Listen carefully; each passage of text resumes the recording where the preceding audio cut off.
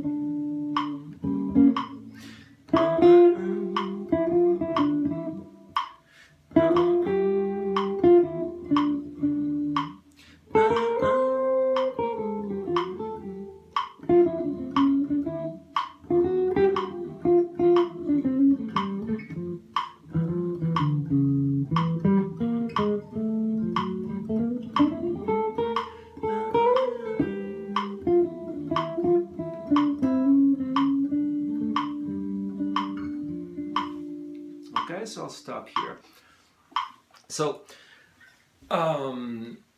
the first thing to do is obviously know the melody, learn the melody, be able to play it over and over and over and over and over. You know, I kept it short, but if typically what I would do is again turn on the metronome like this, and let's just play the melody as many times as I can bear it.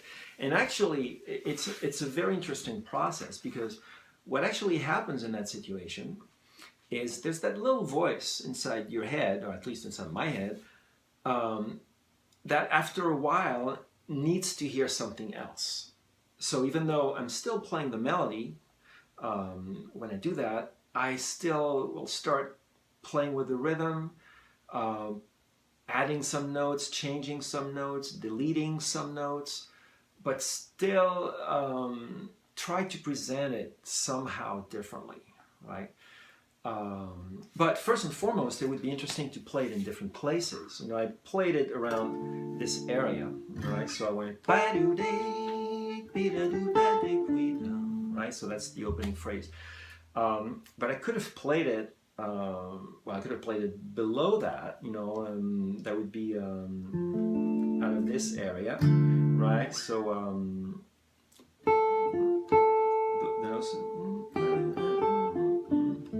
so I could have my phrase here. In fact, in the same area, I could play it down an octave, which is also what we should be doing.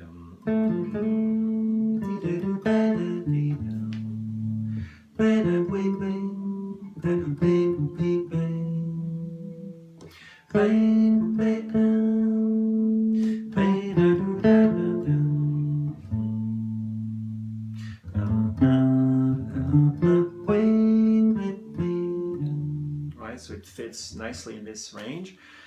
But then, of course, higher. Next position would be here. Right? Next position would be around here.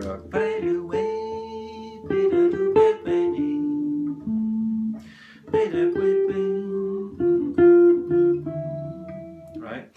So find the different ways, the different positions where you could play. It's a simple melody. A melody like this, you do not have to be committed to just one way.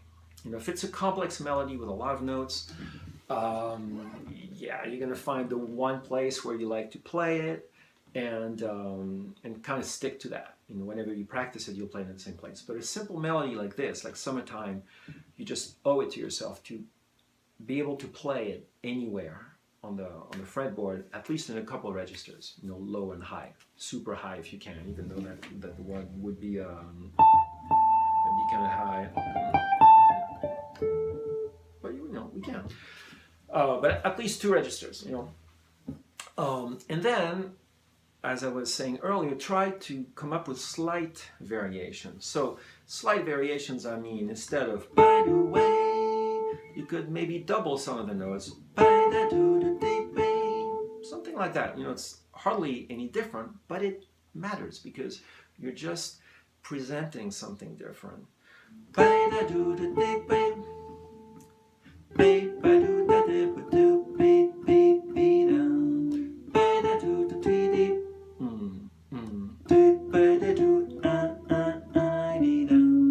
So my notes are not that different. I think they were mostly the original notes, but I was doubling, tripling some of them, right? So that's already something. You can tweak those notes. For instance, the opening statement is this. So the important note is really that A. Actually, we could just play the A, you know. Summertime. Okay, so I don't even need to change the notes. You know, if you phrase it with the right intent, it's still going to sound like Summertime. In fact, vocalists get away with a lot because they do say the word summertime. So, summertime, you know, they just that, like, you know, I'm just playing the notes around. Summertime, right? But you hear the 3 syllables with the word summertime, so you think, oh yeah, they're singing summertime, you know, with this. Or you know, just going, the target still being the A, which is really the important note, right? Or just B flat rate, right? So those are simple ways to pretend that you're playing the melody, yet you're not exactly playing the melody. One thing you could also do is think of the important notes. That's kind of what I was talking about with that A. You could just make it like a skeleton of it there. No, those are really the important notes. And then after that, we'd go to the G.